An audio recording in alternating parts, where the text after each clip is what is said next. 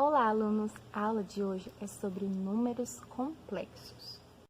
Para falar sobre os números complexos, primeiro a gente vai ter que relembrar os outros conjuntos numéricos. O primeiro de todos, a gente tem o conjunto dos números naturais. Quais são eles, professora? São os números que a gente encontra na natureza, né? Que é o 0, 1, 2, 3, 4, 5, até infinito. Esse é o conjunto dos números naturais. Quando a gente vai tratar de números muito baixos, quando a gente vai falar de temperaturas muito baixas e de andar que fica no térreo, né? Todas essas coisas que ficam abaixo de zero, que fica menos do que zero, a gente vai chamar de números inteiros, são os números negativos. Também a gente já trabalha com eles bastante, né? Depois a gente vai ter o conjunto dos números racionais. O conjunto dos números racionais é composto por todos esses outros números e também pelas frações. Por exemplo, 4 sobre 3, os números decimais também. Por exemplo, o 5,8. Depois de estudar frações, a gente começa a estudar raízes quadradas, né? Que aí começa a complicar um pouquinho.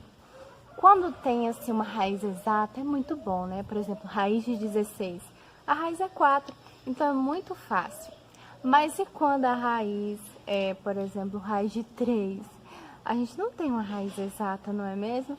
Então, aí que vai entrar o conjunto dos números irracionais, certo? Então, o racional e o irracional são grupos, são conjuntos distintos. Eles não são um englobando o outro como os outros. Então, o irracional fica ali separado. Só que aí chega o conjunto dos números reais, que vai englobar todos eles, os racionais e os irracionais. Então, até aí a gente já estudou nos anos anteriores, né? E quando o conjunto não é racional nem irracional, ele vai ser o quê? Ele não vai ser real. E quando uma coisa não é real, ela é o quê? Imaginária. Eu acho que até aqui vocês já entenderam. Mas vocês devem estar se perguntando: ok, professora, e quais são os elementos desse conjunto complexo? Os elementos vão ser exatamente os que a gente não encontrou ainda. Como assim? Então, eu fiz aqui 3 equações, certo? Vamos resolvê-las. Quando eu estou multiplicando 5 vezes x igual a 10, eu tenho que passar esse para cá com o sinal oposto. Qual é o sinal oposto da multiplicação? Divisão. Então, x é igual a 10 dividido por 2. Já estou dando a resposta. 10 dividido por 5. X é igual a 2. Bem facinho. Só para a gente poder entender aqui. 3 mais x igual a 1. O x eu repito, 1 eu repito. E o 3 é um número positivo, vai passar como negativo. Então, x é igual a 1 menos 3 vai dar menos 2. Certo? Então, aqui eu tenho um número natural, aqui eu tenho um número inteiro. E aqui, vamos ver? O x ao quadrado, eu tenho que deixar ele sozinho. É igual a menos 1. Qual é a operação oposta da potência? Vai ser o quê? Raiz quadrada. Então, vamos passar para lá como raiz. Agora que entra os números complexos. Como é que eu vou pegar um número, elevar ele ao quadrado e ele vai dar um número negativo? Não tem como. Porque lembra que menos 1 vezes menos 1 vai ser o quê? Menos com menos, mais 1. Toda vez que a gente pega um número negativo e eleva ao quadrado, ele vai ficar positivo. Então, isso aqui não existe. Não existe nos números reais. Por isso que foi criado os números complexos, para resolver esse tipo de questão. Então, toda vez que a gente tiver uma raiz quadrada de menos 1, vai ser igual a i, certo?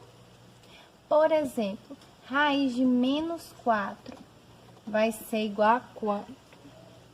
Vai ser raiz de 4 vezes menos 1. É claro que raiz de 4 é 2. E é claro que raiz de menos 1 é i. Então, com a raiz de menos 4, 2i. Então, os números complexos vão ser definidos como um par ordenado em que há sempre a parte real e a parte imaginária, porque os complexos vão abranger todos os outros conjuntos, tá? Então, por exemplo, menos 5 pertence ao conjuntos complexos, menos 9 também pertence. Então, vai ser sempre a parte real e a parte imaginária. Vamos para os exemplos. O conjunto dos números complexos a gente sempre vai representar da seguinte forma: z, certo? Igual o número real mais o número imaginário. Então, se eu pergunto para vocês, nesse número complexo aqui que eu desenhei, qual vai ser minha parte real? Parte real de z igual a 5. E qual a parte imaginária de z igual a 3? Certo? Olha outro exemplo. Z igual menos 8 mais i. Qual a parte real? O que tem de real aqui? Menos 8. E o que tem de imaginário? Mais i. Mas o i não conto. Então, é mais, se não tem nada aqui, é porque tem 1, né? Então, mais 1. Outro exemplo. Z igual a 3i. Tem alguma parte real aqui? Não. Então, significa que tem um zero. Qual a parte imaginária? 3.